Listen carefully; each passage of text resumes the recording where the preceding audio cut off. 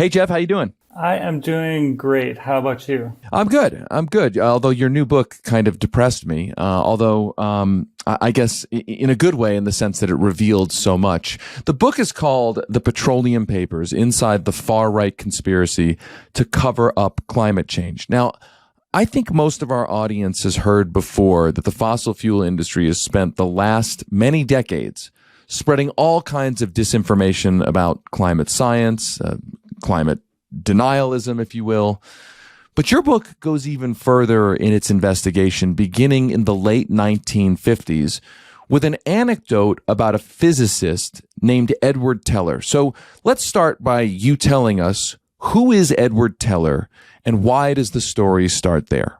Edward Teller, as some listeners to this may be aware, is credited with helping invent the atomic bomb. So he has a really notorious place in world history. And the reason that the book starts with him is because he gave a talk in 1959 at Columbia University that, to me, is just like one of the most fascinating and disturbing moments in like climate change history.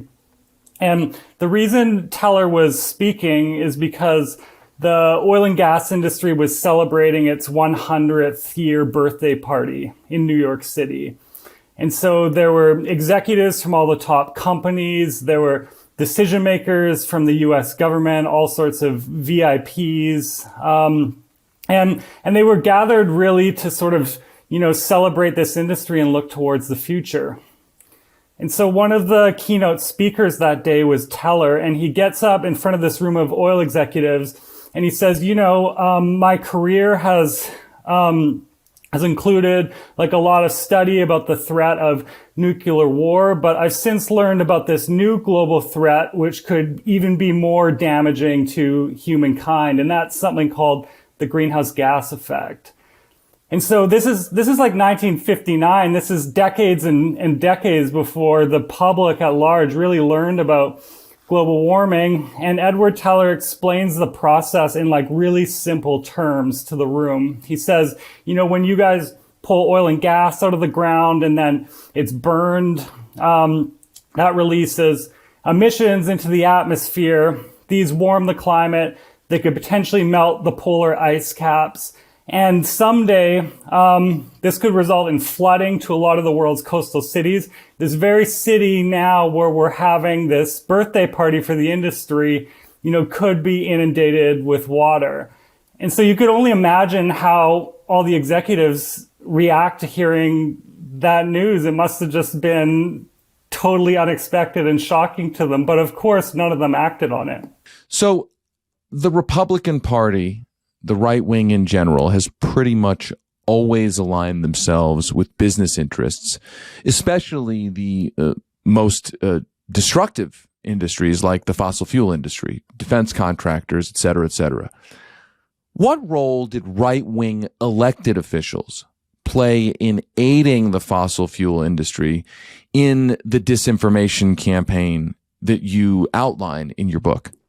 Well, I want to start with someone who's not quite an elected official, but he was very influential in the world of politics, and that's Howard Pugh. And so Howard Pugh was associated with this company called Sun Oil. It was this big U.S. oil and gas producer, and in the early 1960s, it got really interested in developing the tar sands in Canada. And so interestingly, another person at the company was named Robert Dunlop. And Robert Dunlop was literally sitting next to Edward Teller at that 1959 event when Teller warned about the greenhouse gas effect. So this executive with Sun Oil, Robert Dunlop, him and Howard Pugh are looking to Canada in the early 1960s, which they figured has oil reserves rivaling what's in Texas, what's in Saudi Arabia.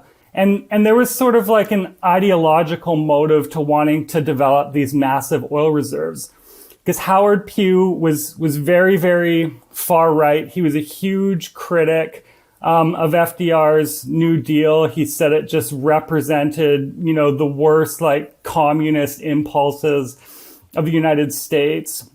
And Howard Pugh and Sun Oil saw the development of these massive oil reserves as a way to create a counterbalance to the godless communism that they saw like taking over the rest of the world. They thought if the US has this huge oil supply next door, then it will be powerful. It can fight those Soviet assholes. And so Howard Pugh, he had a very libertarian, anti-government view of the world, and that led to later comparisons with the Koch brothers, who were also fervent libertarians who aligned themselves with oil and gas interests and a lot of the most reactionary ideas in US politics. And so I think, all the factors are in place at this early stage. The oil and gas industry has been warned about climate change. You've got very right-wing people like Howard Pugh looking to develop massive oil reserves. And this sort of informs all of the politics that later come from this industry. As climate science became more and more irrefutable as this is all happening, this disinformation campaign, the tactics of the fossil fuel industry evolved. In your book, you detail how the industry pivoted to so-called greenwashing their message. That's something that we've reported on a lot at The Lever, the greenwashing of dirty energy, dirty industries. For any of our audience who may not have heard that term, how do you define that term, greenwashing? What does it look like in practice? So it's no longer socially acceptable for an oil and gas executive to say that climate change isn't real. They used to say that stuff all the time. They just can't anymore. The conversation has shifted too much. So now they achieve the same end by saying, we believe in fixing climate change, and our company, despite all of the oil and gas we pull out of the ground, we are part of the solution. We're the good guys. We're working in good faith. And the reason I say this achieves the same end is because it confuses the public and it creates delays for the type of real climate solutions that would actually address the emergency. And so we saw a particularly dramatic example of this last summer when people with Greenpeace who were posing as corporate headhunters, they interviewed a lobbyist with Exxon and asked for the lobbyist's opinion on a bunch of climate policies the company was standing behind. And so the lobbyist at one point, he says, we support a carbon price in public, but we kind of know that that's never going to happen. It's a nice talking point for us though. And so I think to me, that's like a perfect example of greenwashing. You say one thing in public to achieve your end, but internally it's not making any difference to what you do. Now, not only did top oil companies privately research climate science and come to the recognition that climate change was happening and then not really admit it, but your book also shows that they actually studied how to fix the climate emergency. In the early 1990s, Exxon's Canadian arm, for instance, figured out how to stabilize national greenhouse gas emissions without harming the economy.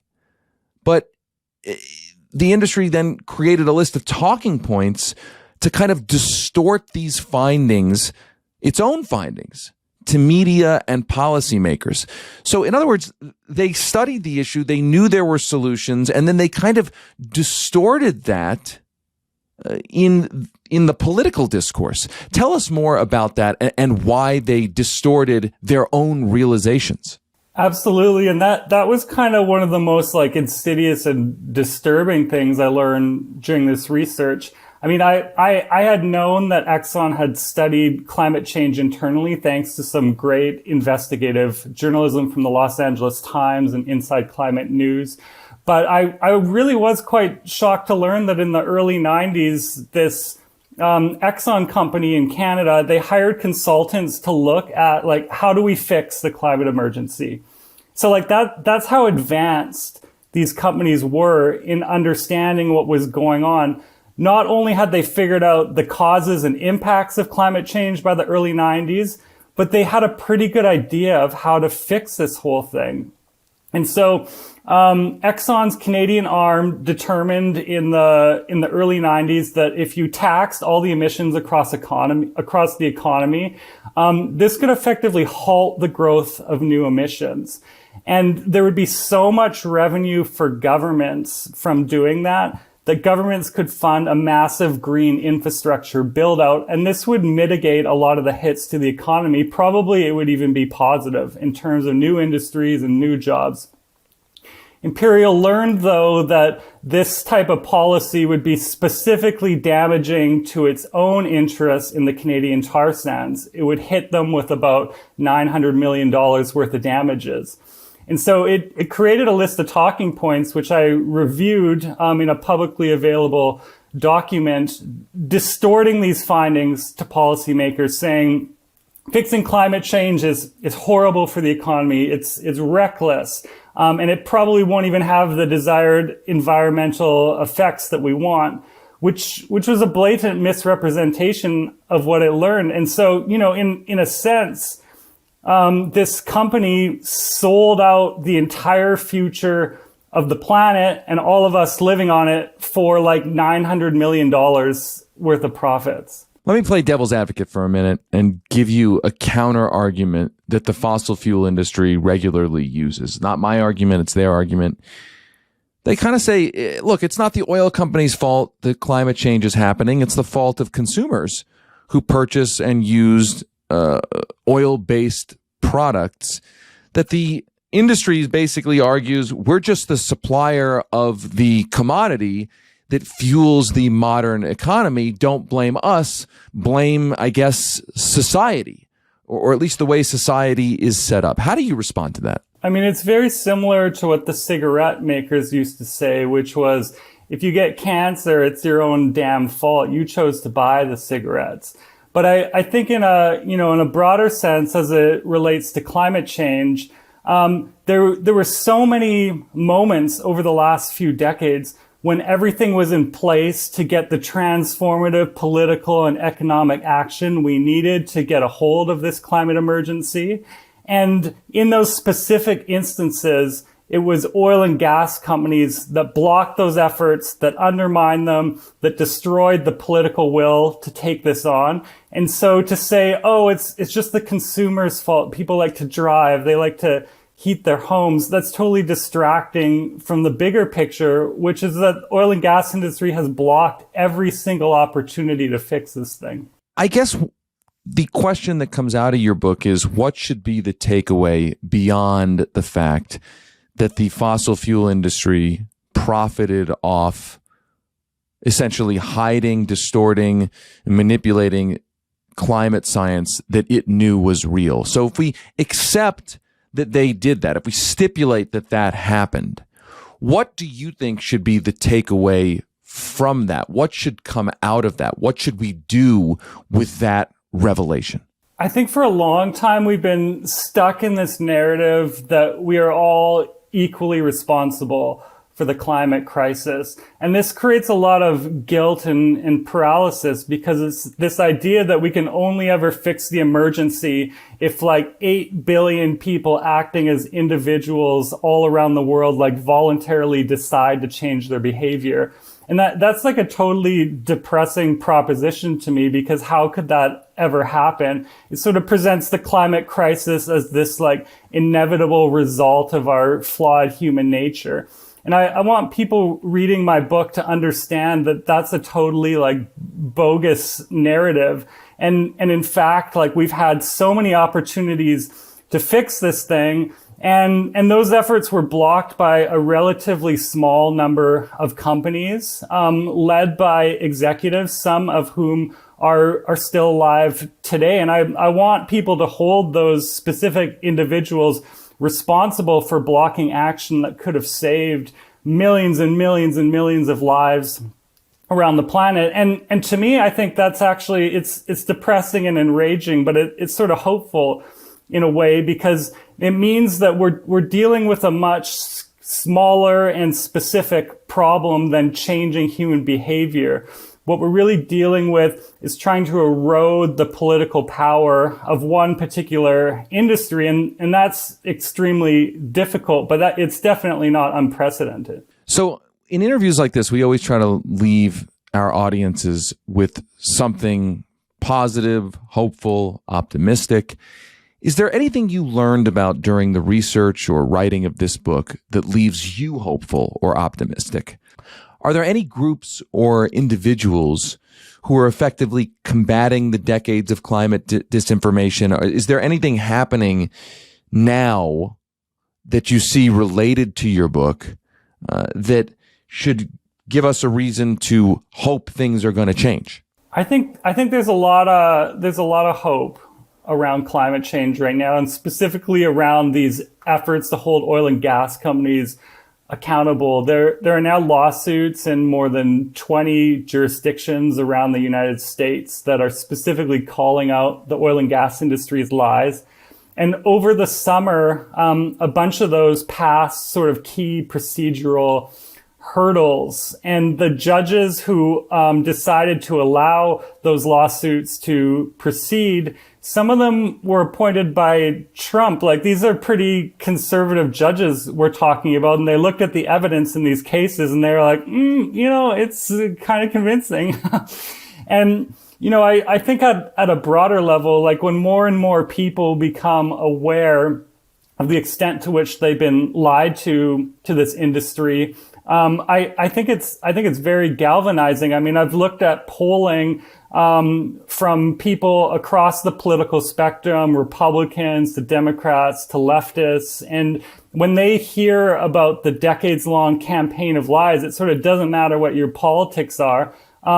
People get upset. They want to take action. They want consequences for this campaign. And so I see this as an early stage of a massive swing in public opinion, similar to what happened to the tobacco companies in the 1990s. Geoff Dembicki is an investigative climate change reporter. The new book is called The Petroleum Papers: Inside the Far-Right Conspiracy to Cover Up Climate Change. Geoff, thank you so much for taking the time today, and thank you, first and foremost, for your investigative reporting on this subject. And thanks so much for having me on the show. I really appreciate it.